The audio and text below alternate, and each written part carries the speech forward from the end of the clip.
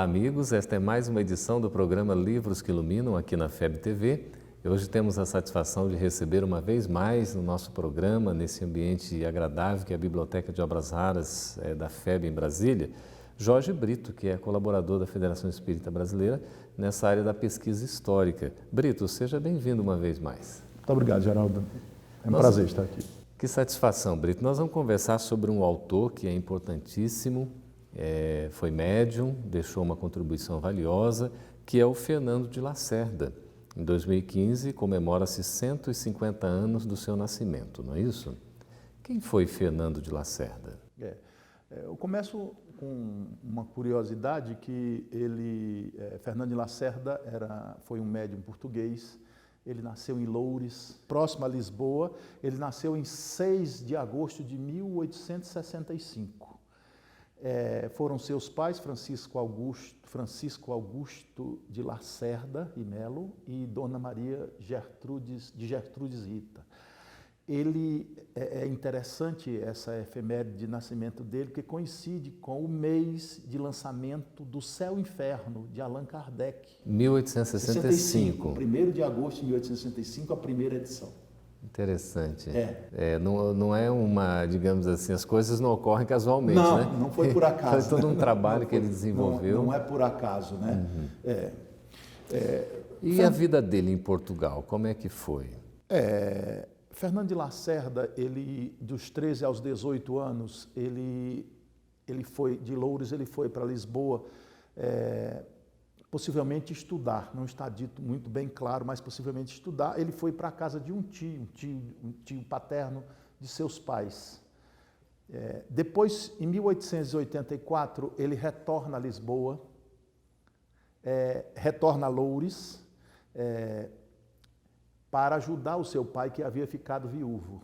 Nessa ocasião, ele começa a prestar os primeiros socorros aos aflitos, aos desamparados. Ele ensinava os analfabetos a ler e a escrever. Então, trabalho de assistência. Já começava, né? Quer dizer, isso é uma característica dos grandes médiuns, a caridade, não é isso, né? A caridade. Sem dúvida. Então, ele foi crescendo. Ele funda em 1887 a Associação de Bombeiros Voluntários de Loures, porque os bombeiros lá são voluntários, junto com algumas pessoas jovens, e ele foi um dos fundadores e diretores dessa associação.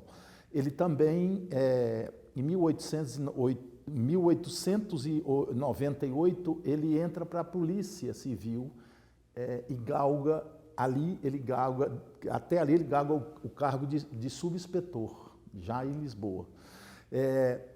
Ele também, em 1899, ele herda uma fábrica de galerias, baguetes e galerias, que eu acredito que seja um tipo de padaria, do tio que havia falecido, e ele também adota uma sobrinha, a Laura, e mais o filho do gerente da fábrica, o Fernando. Ele nunca casou e ele adota esses dois meninos. Ele teve problemas porque ele era amigo do rei. E o rei é assassinado em 1908, juntamente com o príncipe também. Portugal passa por momentos turbulentos por essa época, e em 1910 vem a monarquia. E ele, espírita, ligado a esse pessoal, foi muito perseguido. E um dos seus maiores perseguidores foi um jornalista político, Fernão Boto Machado. Esse jornalista o perseguiu, foi um dos maiores perseguidores dele. Então, ele viveu a vida dele, basicamente, isso em Lisboa, certo? A prestação. Em 1907, ele funda o Patronato à Infância, que era uma instituição que amparava crianças de 4 a 12 anos. Nessa época que eu pesquisei, tinha 70 crianças e era ajudado por o conde de Agrolango. Então, essa parte de caridade era muito expressiva na vida de Fernando de Lacerda. Atuava muito nesse sentido. Atuava. Ô, Brito, e como é que foi a questão da mediunidade? Como é que eclodiu a mediunidade em Fernando de Lacerda? Ele tinha mais ou menos quantos anos? Ele tinha 24 anos. A mediunidade eclodiu em 1889 e foi interessante porque ele recebia as mensagens e essas mensagens eram contra ele mesmo, eram agressivas a ele mesmo e de uma entidade que ele havia conhecido quando em vida. Certo? Mas, vamos dizer assim, o início principalmente foi em 1906, quando ele começa a receber aquelas pessoas de renomes da literatura portuguesa, Camilo, Herculano. Então, o início mesmo, assim, para se contar, foi ele estava em casa e um espírito mandou que ele se levantasse e escrevesse. E ele escreveu de noite até de manhã. O que era isso? Era uma mensagem de Camilo Castelo Branco ao seu amigo Silva Pinto, que era um escritor renomado, que estava com problemas, queria se suicidar. Como Camilo havia sido suicida, ele mandou. Essa mensagem está publicada num dos livros do Fernando de Lacerda, que falaremos adiante. Então, essa foi a entrada, quer dizer, triunfal dele assim, na mediunidade mesmo. O Camilo Castelo é o grande escritor, né, da língua portuguesa. Eu digo isso porque, como livreiro, a gente conhece Camilo por amor de perdição, amor de salvação, que é dado nas escolas. Sim. Mas Camilo tem mais de 400 obras. São muitos títulos, né? São muitos títulos. Eu tive o prazer de ter a maioria desses títulos sem mãos. No seu trabalho profissional. No meu trabalho profissional. E espiritualmente, ele quem ditou a Ivone, Memórias, né? As Memórias de um Suicida. E é importante porque Fernando de Lacerda é figura desse romance. Quando a caravana de espírito, quer dizer, suicida, e Camilo está no meio, vai para Portugal, eles procuram uma série de abrigos, e esses abrigos, eles não encontram sintonia em lugar nenhum. Onde é que eles vão se hospedar? Do sótão da casa de Fernando de Lacerda, né? Ele já tinha, no trabalho dele, já tinha tido contato antes com esses espíritas suicidas, e Camilo era um deles. Então, é bem interessante que ele é personagem desse livro. Interessante mesmo. Brito, quando o Fernando Lacerda, então, psicografa essa mensagem longa, né, do Camilo Castelo, ele já era espírita ou não? Já era espírita. Então ele começa a receber essas mensagens, e essas mensagens nós vamos ver depois que se transformam em livros, não é isso, né? E que foi livros de bastante sucesso, sucesso em Portugal e no Brasil também. Quais foram esses livros? Olha, o livro ele só deixou um livro escrito, Do País da Luz. Esses livros são escritos, as primeiras edições, com um longo prefácio do Dr. Souza Couto. Certo, aqui do País da Luz. Do longo prefácio do Dr. Souza Couto. As primeiras edições são feitas em Portugal. O primeiro e o segundo volume é de 1908 e o segundo é de 1911. O segundo é de 1911. O terceiro é de 1911. O primeiro e o segundo de 1908 e o terceiro de 1911. Ele tinha vontade de escrever um quarto volume, e esse quarto volume só foi escrito depois, em 1926, organizado pela Federação Espírita Brasileira, no Rio de Janeiro, e a partir de 1926, todos esses livros passam a ser editados pela FEB. Então, até hoje estão em catálogos da Federação. O do País da Luz são 4 volumes. São 4 volumes, sendo que um é póstumo.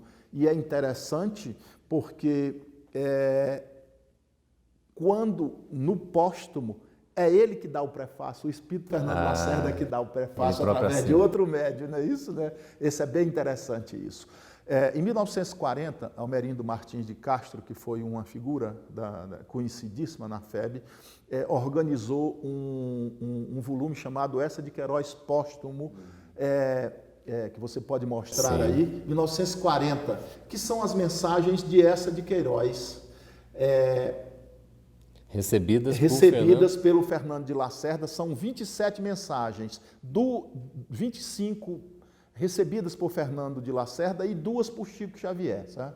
Então esse livro também faz parte hoje do catálogo da FEB. Ele também colaborou num livrinho chamado O Suicídio. É um livrinho organizado por Francisco Chaves, publicado inicialmente em 1902, que continha textos de Kardec, continha mensagem de suicidas, continha uma série digamos, alusões ao fato que a FEB distribuiu, antecipando assim as causas terríveis do suicídio. Sim, isso, né? Então, a segunda sai em 1913 com prefácio de Camilo, porque o Francisco Chaves chegou a Fernando de Lacerda e pediu o prefácio de Camilo, né? Então ele foi lá e deu, e tem as mensagens, tem mensagens de Antero de Quental, que foi um poeta português, que também foi suicida, e tem uma mensagem interessantíssima, que é de Mouzinho de Albuquerque, que está num desses volumes do País da Luz, que Mouzinho de Albuquerque foi uma figura do Portugal colonial. E ele foi herói daquelas lutas contra os negros, aquela coisa, e ele também é suicida. E ele vem, na mensagem, contar isso para Fernando de Lacerda. Muito bem, Brito. Nós estamos conversando aqui com Jorge Brito, que é colaborador da FEB nessa área de pesquisa histórica, é livreiro, trabalha, é um amante dos livros, e isso é muito bom, porque nós estamos aqui exatamente no programa Livros que Iluminam, falando sobre Fernando de Lacerda. Nós vamos para um breve intervalo e voltamos daqui a pouquinho. Fique conosco.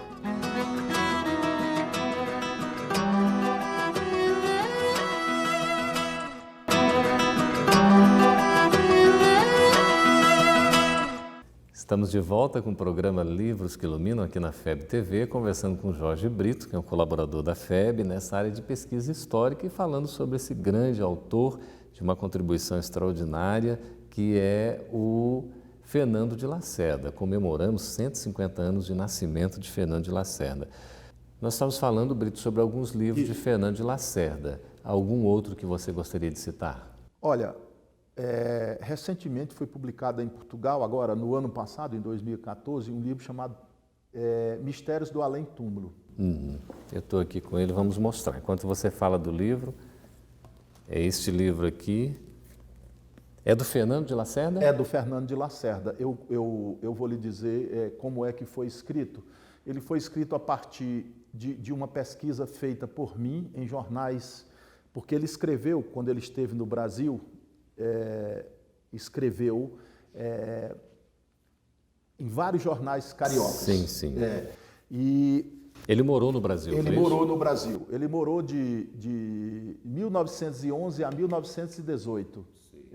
Ele veio para o Brasil porque ele pediu licença do cargo de subinspetor, porque uma sindicância tinha apontado que ele tinha contribuído para jogo de azar. Quando não, ele tinha colaborado num clube recreativo de teatro amador e esse clube foi transformado em clube de jogo de azar. Ele saiu, ele não concordou com isso, que ele era da polícia, e saiu e não mais frequentou o clube. Mas numa sindicância posterior, ele foi apontado como culpado. Então ele foi suspenso das funções de subinspetor.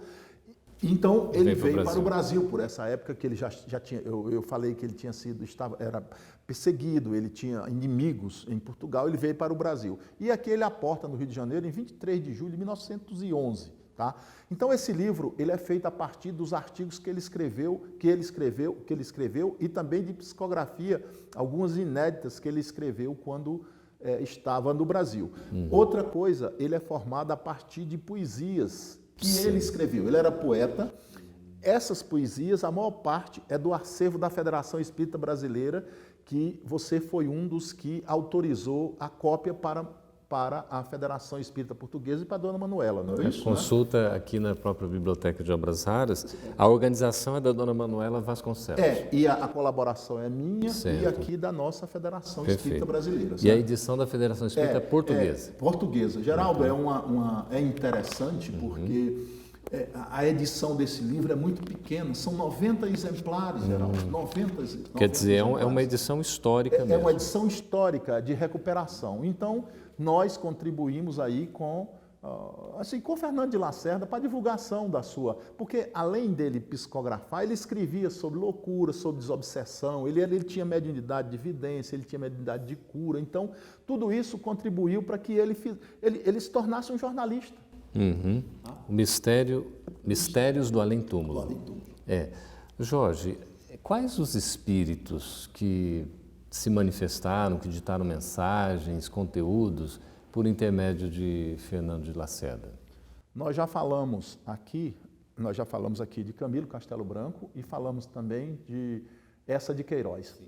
Mas ele recebeu um número enorme de espíritos, não só portugueses. Ele recebeu Alexandre Herculano, conhecidíssimo por escritor o presbítero, né? Então, Padre Antônio Vieira, autor de sermões, conhecidíssimo nosso aqui, recebeu o codificador Kardec, recebeu Napoleão. É interessante que a mensagem de Napoleão, ele diz o seguinte, que Napoleão começou ditando a mensagem em francês. Como ele não entendia muito bem o francês, ele pediu porque ele traduzisse e passasse a mensagem em português. E é interessante porque Napoleão ainda demonstra aquele orgulho, né? Mas ele diz o seguinte, lá na mensagem, que ele não tinha sido o eleito, ele tinha sido um escolhido por Deus para poder mostrar aos homens algumas coisas, né? Então, essa mensagem é importante. Tem uma mensagem de um escritor português não muito conhecido, chamado Júlio César Machado. Ele tinha tido um filhinho e o filhinho morre de uma hora para outra. O que é que ele faz? Ele se suicida, ele e a mulher, à procura do filho. Isso está narrado na mensagem que ele manda depois, em 1890. Ele manda para o Fernando de Lacerda e ele não encontra o filho. Nessa coisa ele não encontra por causa das vibrações, dos campos, da vibração, ele não encontra. Então é decepção. Então tem mensagem de José Basílio da Gama. José Basílio da Gama foi o autor de Uraguai, um dos poemas épicos que as pessoas, os estudantes de letras, conhecem, que são uma poesia longa, certo? Então, existe uma mulher só, Santa Teresa d'Ávila, que foi depois canonizada com o nome de Santa Teresa de Jesus. Só tem uma mulher. Que dita a mensagem para ele. Que dita a mensagem para ele. E todos eles estão aí. Tem Michelet, tem Cesare Cantu, que foi o autor de uma história universal. Então, os nomes são todos, não são só portugueses, também não são só da literatura, são nomes universais e contando as suas histórias, né? Todas elas mostrando a individualidade e alguns deles com assinatura própria. Isso até parece característica do Chico Xavier, não é isso? Né? As assinaturas são iguais aos das personalidades quando em vida. Quando né? em vida aqui encarnado. Brito, e essa questão toda, o fato dele ser um literato, um poeta, certamente facilitou como médium a recepção dessas mensagens, desses espíritos. Ele era um médium fabuloso. Conta-se que ele conversava com as pessoas e psicografava com as duas mãos, ao mesmo tempo, dois espíritos. Então, Mas era automático. Era automático. Então, eu acredito, Geraldo, ele não tinha uma instrução superior, mas pelo que a gente viu das poesias, ele tinha uma coisa. Um fato interessante é que um repórter da Ilustração Portuguesa, em 1908, vai entrevistá-lo no gabinete de trabalho dele. O repórter se decepciona porque pensou em encontrar lá livros do Camilo Castelo Branco, do Essa de Queiroz. O que é que ele encontra? Só folhetinista francês, que ele adorava aqueles folhetins publicados assim, que era publicado em rodapé de jornal, depois transformado num calhamaço de livros. A gente conhece muito bem essas coisas. Quer dizer, que não tinha nada a ver. Isso parece também aquele caso do Davi Inácio e do Jean Manzon, que foram procurar lá na casa do Chico os livros de poesia também que ele psicografava, não é isso? Né? Exatamente. Bem parecido a vida. Sim, né? Essa trajetória. Essa trajetória de mediunidade. Então, né? você falou, Brito, da vinda, ele veio para o Brasil, foi no início do século XX? Ele veio para o Brasil em 1911. Ele desembarca a bordo do navio Astúrias, no Rio de Janeiro, em 23 de julho de 1911. O que ele fez exatamente no Brasil? Ele encerra a vida dele aqui? Encerra. Mas, veja só, ele, em 25 de julho, ele já estava na FEB. Ele foi recebido pelo presidente Leopoldo Cirne e ele teve uma recepção muito boa. Em 1911. Em 25 de julho, já de 1911, ele já foi recebido pela Federação. Aliás, a Federação deu sempre apoio a Fernando de Lacerda. Antes mesmo dele vir para o Brasil, já publicava, já dava notícias sobre ele. O Fernando de Lacerda esteve nessa ocasião e esteve também, registra o Reformador, na inauguração, em dezembro de 1911, na inauguração do prédio da Avenida Passos. Sim. Ele estava lá. Estava lá, da sede, né? E outra coisa, sempre o Reformador, se você for procurar no decorrer, são vários números, a gente não pode citar aqui, seria perda de tempo, mas são vários números. Um dos artigos interessantes do Hermínio Corrêa de Miranda, publicado em janeiro e fevereiro de 1977, o Fernando de Lacerda, o médium do país de Camões. São dois meses, janeiro e fevereiro, ele publica isso. E esse material foi baseado no nosso acervo aqui da Federação, que foi um espólio dele, doado pelo próprio filho dele, que veio para cá. O filho veio para cá e se tornou brasileiro. Era o Fernando de Araújo Lacerda. Quer dizer, quase o mesmo nome do pai, né? Pai adotivo, né? Então, ele e a Laura doaram para a FEB tanto os direitos autorais à Federação Espírita, existem documentos nesse sentido. Agora, os documentos que foram doados para cá, o Hermínio Corrêa de Miranda faz esses 2 artigos longos, e esses 2 artigos são transformados em livros em Portugal, num livreto, num opúsculozinho, junto com um outro artigo do Bacelli, em Portugal. Tá? Então, sempre o Reformador e a Federação deram apoio a ele, publicando mensagens, publicando notas sobre ele. A divulgação. Então, ele se enfrentou muitas dificuldades aqui, Geraldo. Ele teve muitas dificuldades e ele era um sujeito assim... tinha aquele orgulho aliás, até justificável. Quando ele chegou, foi oferecido para ele um posto equivalente de subinspetor na Polícia do Rio de Janeiro. Ele recusou. Espera aí que você conta essa história para a gente, daqui a pouquinho, após o nosso intervalo, e a gente vê a importância da doação desses documentos que acabam ficando para instituições e depois sendo utilizados historicamente por resgate, inclusive da memória. A gente publica isso em outras obras, como foi o próprio caso aqui de Mistérios de Além Túmulo, resultando de pesquisas de documentos existentes, esses artigos também citados pelo Brito, do Hermínio Miranda. Nós vamos para um breve intervalo e voltamos daqui a pouco. Fique conosco.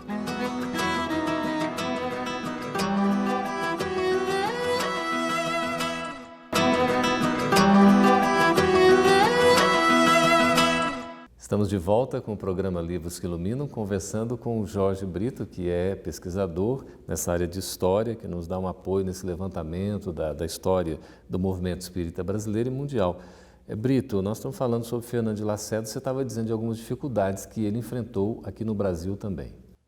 Ele enfrentou muitas dificuldades. Ele havia conhecido um senhor chamado Fernando Moura em Portugal, e esse senhor aqui no Brasil deu muito apoio para ele. No início ele ficou na casa dele, Mas eu acho que o próprio Fernando Moura se sentia constrangido. Então, o que é que ele fez? Ele fez uma venda fictícia de 2 prédios que ele possuía no Flamengo, na Praia do Flamengo, que iam ser demolidos. Então, fez essa venda fictícia para o Fernando de Lacerda, e o Fernando de Lacerda usufruía dos aluguéis. Sim. Dos aluguéis desses prédios, desses apartamentos, dos sobrados. Eram 2 sobrados. Mas ele teve uma vida muito ativa aqui, porque quando ele chegou, logo que ele chegou no Brasil, ele esteve em São Paulo. No dia 30 de agosto de 1911, Fernando de Lacerda fez uma conferência no Clube Germânia, na capital paulista, e essa conferência teve muita aceitação. Nós temos notícia dela de pormenores, e as pessoas pediram que ele voltasse, mas ele não voltou.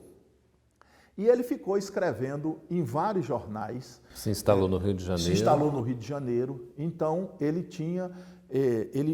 o trabalho dele maior, que eu acho assim, na divulgação do Espiritismo, que ele foi um divulgador de primeira hora, foram as conferências. Que hoje vocês têm os palestrantes, eles tinham naquela época a conferência, que é uma diferença um pouco diferente, mas em vez de se tornar a mesma coisa.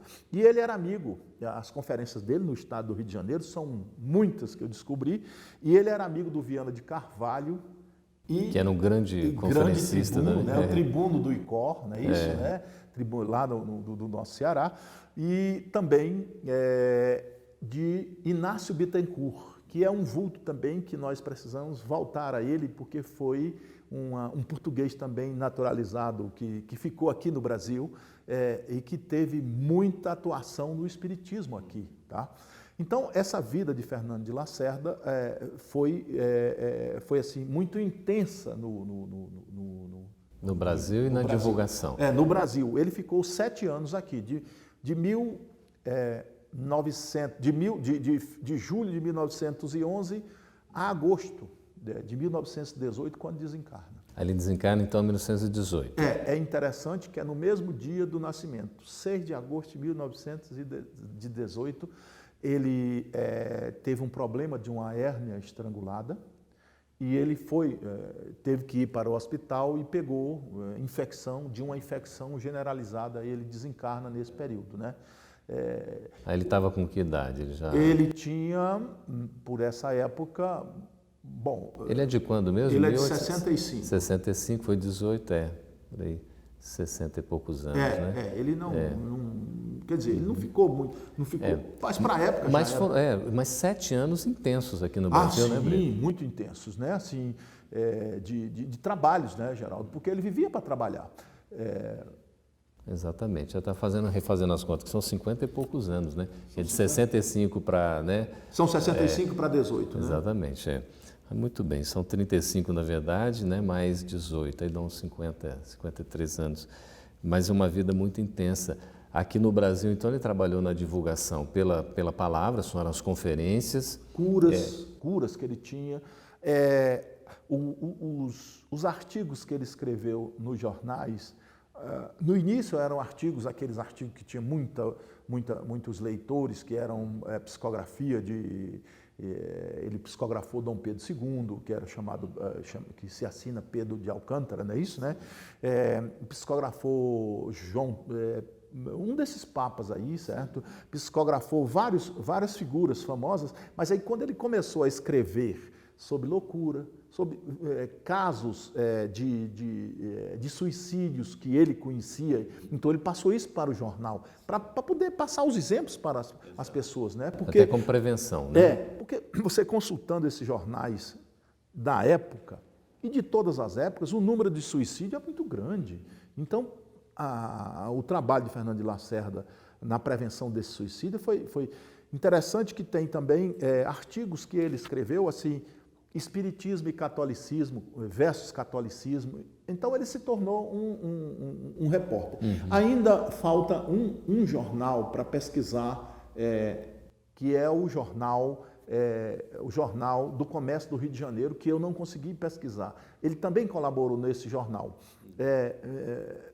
Talvez tenha alguma coisa a mais do trabalho de Fernando de Lacerda no Brasil que a gente possa depois publicar. Porque a importância desse médium, veja só, tanto para Portugal, para o mundo e para o Brasil, Geraldo, a gente precisa resgatar esse nome, certo? Assim, até através dos livros, os livros estão aqui, a federação publica os livros ainda, então essas mensagens, a figura de Fernando de Lacerda, ela precisa ser... Sem dúvida. O conteúdo que tem, né, Brito, principalmente, ele também psicografou, recebeu o Allan Kardec? Sim, recebeu o codificador. Certo. Então a gente vê muitas mensagens significativas, importantes, não é? Num trabalho que merece realmente a valorização. E certamente esses trabalhadores que quando retornam à pátria espiritual prosseguem, né, Brito? Nos seus afazeres, talvez alguns já estejam até de retorno, não é? O Fernando de Lacerda, depois ele deu várias mensagens, né? Assim, o próprio Divaldo, o Chico, em Falando a Terra, ele está lá, o Fernando de Lacerda, contando assim, a situação dele, né? Foi de muito sofrimento, porque ele sempre foi uma pessoa sofrida. Era uma pessoa dócil, amável, né? Então, ele foi sofrida, mas os espíritos sempre deram apoio. Sempre deram apoio para ele, né? Assim, é claro que o livre-arbítrio, não é isso, né, do indivíduo tem as suas consequências. Você citou o Falando a Terra, é também um livro editado pela Federação. FEB, né? Espíritos Diversos, não é isso?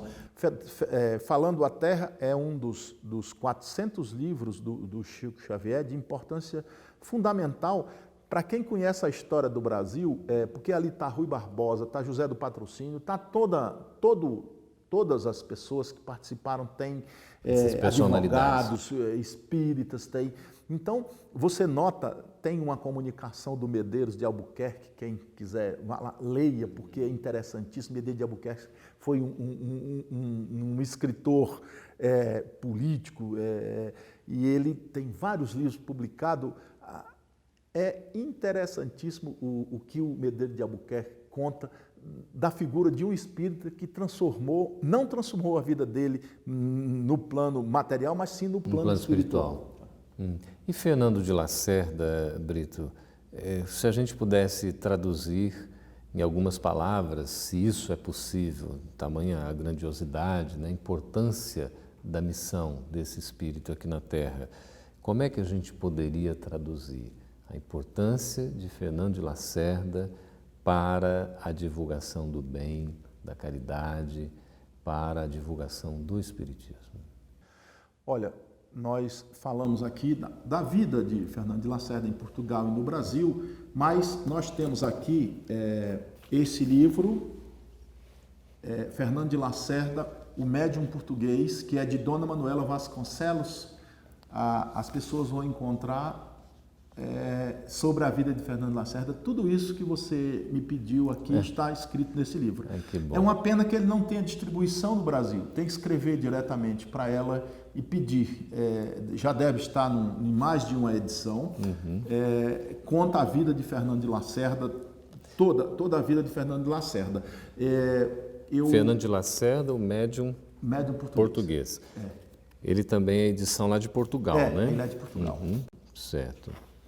Para quem quiser conhecer, uma edição de 2009, também da Dona Manuela Vasconcelos. Isso já deve ser uma segunda edição, Geraldo. Ela é uma biógrafa, né? Ela é a biógrafa principal de Fernando de Lacerda, né? E quem organizou também os Mistérios de Além Túmulo, não é isso? A gente deve, né, a essas pessoas, né? É uma espírita muito conhecida, Dona Manuela, em Portugal, e tem outros trabalhos com referência ao espiritismo em Portugal.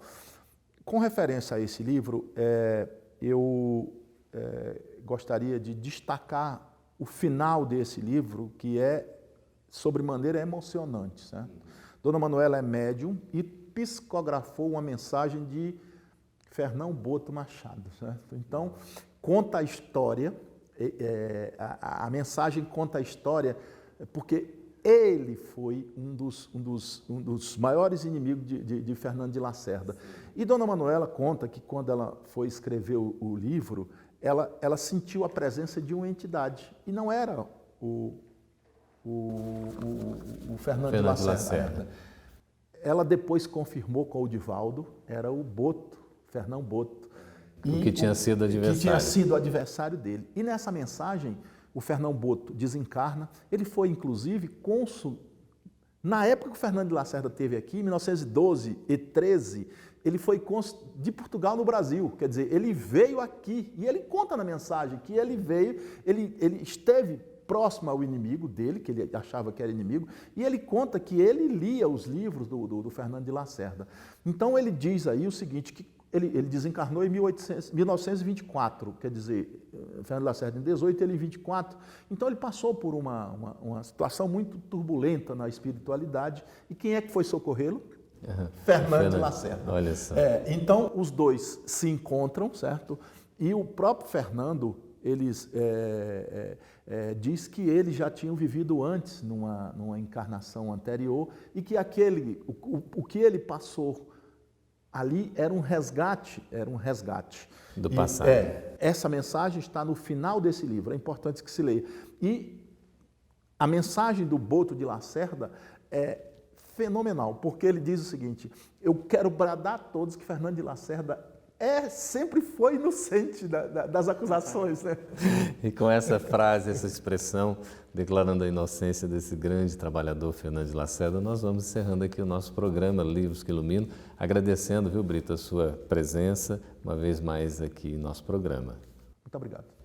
A todos também que nos acompanharam, agradecemos a audiência, agradecemos sempre a companhia e convidamos para que estejam conosco na próxima edição do programa Livros que Iluminam aqui na FEB TV.